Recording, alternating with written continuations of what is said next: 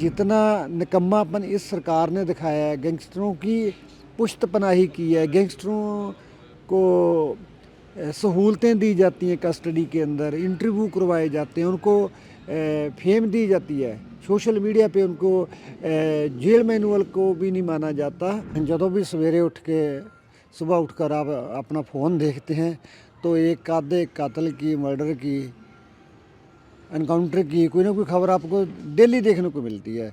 अमन कानून की हालत है जो बिल्कुल, मैं जिसको वेरी पुअर कहूँ, कोई अतकथनी नहीं होगी इसमें। आप कह रहे थे कि ये पहले ही होना चाहिए था, अब बहुत लेट हो रहा है।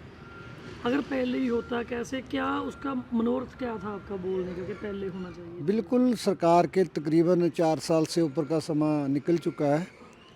चलो अभी भी प्रदर्शन पूरा पंजाब कर रहा है तो लोगों को लगता है भी अभी समझ में आई है बात भी कुछ ना कुछ करना पड़ेगा इसका। लेकिन हम तो 4 साल से जब से हमारे बेटे का मर्डर हुआ तो तब से ही मैं तो हर स्टेज के ऊपर अमन कानून की दहाई देता हूँ, लेकिन सुनता कौन है। तो आज प्रदर्शन किया तो अच्छा लगा।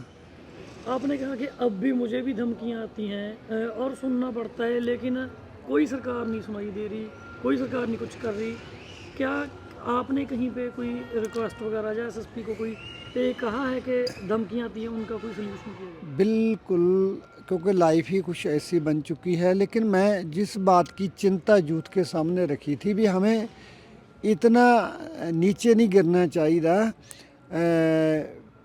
जैसे पहले गैंगस्टर की कोई धमकी आती थी, कोई माड़ा बंदा होता है उसने उसने तो ये काम करना ही होता है। लेकिन अब क्या है, ये धमकियों का दौर, कुछ पॉलिटिशियन, कुछ राजनीति में भाग लेने वाले लोग, हमें लगता है, हम महसूस करते हैं भी उनका इस्तेमाल कर रहे हैं।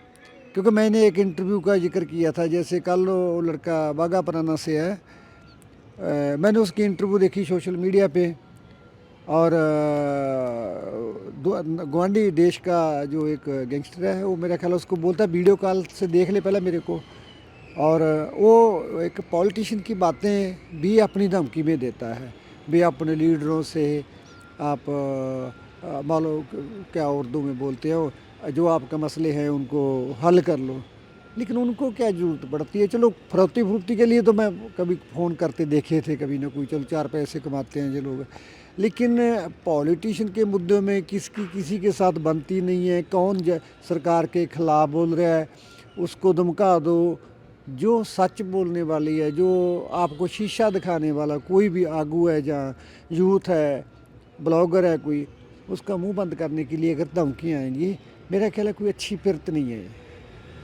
आने वाले समय में क्या होगा अगर कांग्रेस आती है? आप उनमें चुनाव में हमने पहले भी कहा था कि मैं आऊँगा, तो क्या वहाँ पे सारा कुछ रुकेगा? ये सारा कुछ रोकने की कोशिश? देखो, वो चिड़िया वाली बात है, जंगल की आग बेशक वो बुझा ना सके, लेकिन हम दहाई तो इस बात की जरूर देंगे।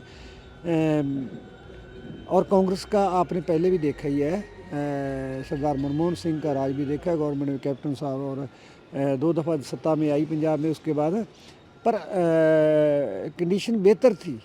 ठीक है, मैं ये नहीं कह सकता भी तो उस समय में कोई घटना हुई नहीं है, क्राइम तो चलता है नाल, लेकिन सरकार की जवाबदेही, लेकिन जितना निकम्मापन इस सरकार ने दिखाया है, गैंगस्टरों की पुश्तपनाही की है, गैंगस्टरों को सहूलतें दी जाती हैं कस्टडी के अंदर, इंटरव्यू करवाए जाते हैं, उनको फेम दी जाती है, सोशल मीडिया पे उनको जेल मैनुअल को भी नहीं माना जाता।